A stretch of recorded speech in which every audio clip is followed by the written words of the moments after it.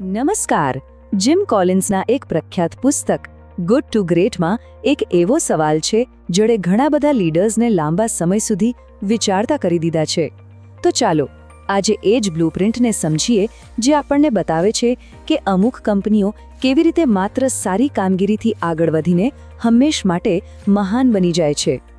આ એ જ મૂળભૂત પ્રશ્ન છે જેના પર આખું સંશોધન આધારિત છે. અને જુઓ, આ કોઈ નાનો સૂનો સવાલ નથી. આ તો એ કોયડો છે જે દરેક લીડર અને દરેક સંસ્થા ઉકેલવા માંગે છે. આખરે એવું તો શું હોય છે જે વિજેતાઓને બાકીના બધાથી અલગ પાડે છે? હવે આ સવાલનો જવાબ શોધવા માટે કોલિન્સ અને એમની ટીમે એક બે નહીં પણ પૂરા 5 વર્ષ સુધી ઊંડું સંશોધન કર્યું. એમને એવી 11 શ્રેષ્ઠ કંપનીઓનો અભ્યાસ કર્યો જેમણે માત્ર સફળતા મેળવી જ નહીં પણ એને દાયકાઓ સુધી ટકાવી પણ રાખી. એટલે કે આ કોઈ ખાલી થિયરી નથી, આ તો વાસ્તવિક પરિણામો પર આધારિત એકદમ પાક્કું વિશ્લેષણ છે. અને આ બધા સંશોધન પછી સૌથી રસપ્રદ વાત જે સામે આવી એ હતી કે આ કંપનીઓની સફળતા પાછળ કોઈ એક ચમત્કારિક પગલું કે પછી સારા નસીબનો ખેલ નહોતો. ના, એના બદલે એમની સફળતા એક સુસંગત અને રિસર્ચ આધારિત માળખાનું પરિણામ હતું. એક એવું માળખું જે શિસ્તબદ્ધ વિચાર અને શિસ્તબદ્ધ ક્રિયા પર ટકેલું હતું. ચાલો હવે આ માળખાના પહેલા ભાગના જરા ઊંડા ઉતરીએ. આ પાયાનો સિદ્ધાંત એકદમ સ્પષ્ટ છે. મહાનતાની શરૂઆત હંમેશા સાચા લોકો અને સાચી માનસિકતાથી થાય છે. સ્ટ્રેટેજી અને પ્લાનિંગ એ બધું તો પછી આવે છે. આમાં પહેલો ખ્યાલ છે લેવલ 5 લીડરશિપ. આપણે જે મોટા મોટા પ્રભાવશાળી લીડર્સની કલ્પના કરીએ છીએ આ એવા બિલકુલ નથી. એનાથી સાવ ઉલટું. આ લીડર્સમાં અંગત નમ્રતા અને મજબૂત વ્યાવસાયિક ઈચ્છાશક્તિનું એક અનોખું મિશ્રણ હોય છે. તેઓ સફળતાનો શ્રેય આખી ટીમને આપે છે અને જ્યારે કંઈ ખોટું થાય ત્યારે જવાબદારી પોતે લઈ લે છે. આ પછી આવે છે પહેલા કોણ પછી શું નો સિદ્ધાંત. આ પુસ્તકમાં જે બસનું ઉદાહરણ આપ્યું છે ને એ ખરેખર બહુ જ શક્તિશાળી છે. મહાન લીડર્સ પહેલાં એ નક્કી નથી કરતા કે બસ ક્યાં લઈ જવી છે. ના, એ પહેલાં એ નક્કી કરે છે કે બસમાં કોને બેસાડવા અને કોને ઉતારી દેવા. કારણ કે જ્યારે ટીમ સાચી હોય ને ત્યારે બસ ગમે તે દિશામાં સફળતાપૂર્વક લઈ જઈ શકાય છે. આ પાયાનો ત્રીજો અને સૌથી મજબૂત સ્તંભ છે કઠોર તથ્યોનો સામનો કરવો. આનો સીધો મતલબ એ છે કે પરિસ્થિતિ ગમે તેટલી ખરાબ હોય એને નજરઅંદાજ કરવાની નથી. વાસ્તવિકતાનો સ્વીકાર કરવો જ પડે. પણ સાથે સાથે એ અતૂટ વિશ્વાસ પણ રાખવાનો છે કે ગમે તે થાય અંતે જીત તો આપણી થશે જ. સારું, તો હવે સાચા લોકો પણ છે અને વાસ્તવિકતાનો સામનો કરવાની હિંમત પણ છે. તો હવે આગળ શું? હવે આવે છે બીજો તબક્કો, ધ્યાન કેન્દ્રિત કરવાનો. ચાલો જોઈએ કે મહાન કંપનીઓ કેવી રીતે પોતાનો એકદમ સ્પષ્ટ અને શક્તિશાળી રસ્તો શોધી કાઢે છે. આ તબક્કાનો મુખ્ય વિચાર છે હેજહોગ કોન્સેપ્ટ. આ વિચાર એક જૂની વાર્તા પરથી આવ્યો છે. શિયાળ ભલે બહુ જ ચાલાક હોય અને ઘણી બધી વસ્તુઓ જાણતું હોય પણ હેજહોગ એ બસ એક જ મોટી વાત જાણે છે, પોતાનો બચાવ કેવી રીતે કરવો.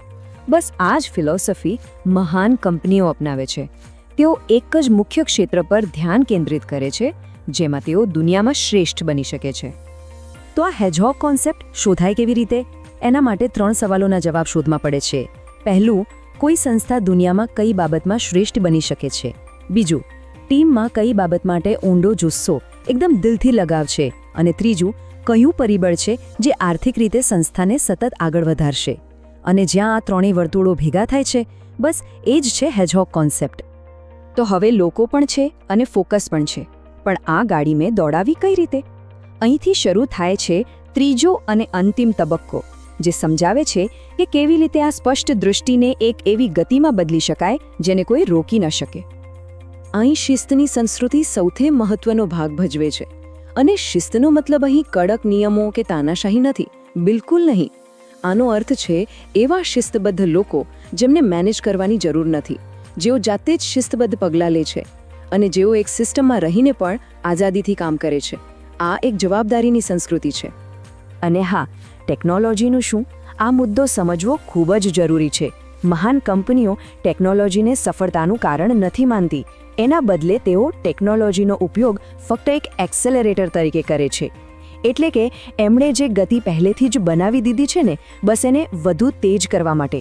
ટેકનોલોજી જવાબ નથી, એ માત્ર એક સાધન છે. આ બધી બાબતો જ્યારે ભેગી થાય છે ત્યારે ફ્લાયવ્હીલ ઇફેક્ટ જન્મે છે. જરા કલ્પના કરો, એક બહુ જ મોટું ભારે ખંપૈડું છે. એને ગતિમાં લાવવા માટે ખૂબ જ મહેનત કરવી પડે છે, ધક્કો મારવો પડે છે. શરૂઆતમાં એ ભાગ્યે જ પોતાની જગ્યાએથી ખસશે. આ છે સતત નાના નાના પ્રયાસો. પણ તમે હાર નથી માનતા, ધક્કો મારવાનું ચાલુ જ રાખો છો.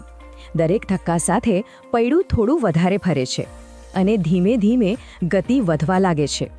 દરેક પ્રયાસ એના પછીના પ્રયાસને વધુ સરળ બનાવે છે. અને પછી એક સમય એવો આવે છે કે પૈડાની પોતાની ગતિ એટલી બધી વધી જાય છે કે તે જાતે જ ફરવા લાગે છે. હવે તેને કોઈ રોકી શકે નહીં. તે અણનમ બની જાય છે. બસ, સફળતાનો રસ્તો આ જ છે. તે કોઈ એક મોટા ચમત્કારનું પરિણામ નથી, પરંતુ હજારો નાના શિસ્તબદ્ધ પ્રયાસોનું ભેગું થયેલું પરિણામ છે. તો આ બધા ખ્યાલોને ભેગા કરીને શું શીખવા મળે છે? આ સમગ્ર ચર્ચાનો મુખ્ય અને સૌથી શક્તિશાળી સંદેશ શું છે? ચાલો તેના પર એક નજર કરીએ. આ પુસ્તકનો સાર એ છે કે મહાનતા નસીબથી કે અચાનક નથી મળતી. એ લાંબા ગાળાની શિસ્તબદ્ધ મહેનત, સમજી વિચારીને લીધેલા નિર્ણયો અને અતૂટ પ્રતિબદ્ધતાનું પરિણામ છે. ટૂંકમાં, મહાનતા એક પસંદગી છે જે કોઈ પણ સંસ્થા કરી શકે છે. અને હવે આ વિશ્લેષણના અંતે દરેક સંસ્થા માટે એક પ્રશ્ન વિચારવા જેવો છે. તે દુનિયામાં શ્રેષ્ઠ શું કરી શકે છે? તેની ટીમને કઈ બાબતનો જુસ્સો છે? અને તેનું આર્થિક એન્જિન શું ચલાવે છે? કોઈ પણ સંસ્થાનો હેજહોગ કોન્સેપ્ટ શું છે? આ સવાલનો જવાબ જ સામાન્યથી ઉત્તમ બનવાની યાત્રાનો પહેલો અને સૌથી મહત્વનો પડાવ બની શકે છે.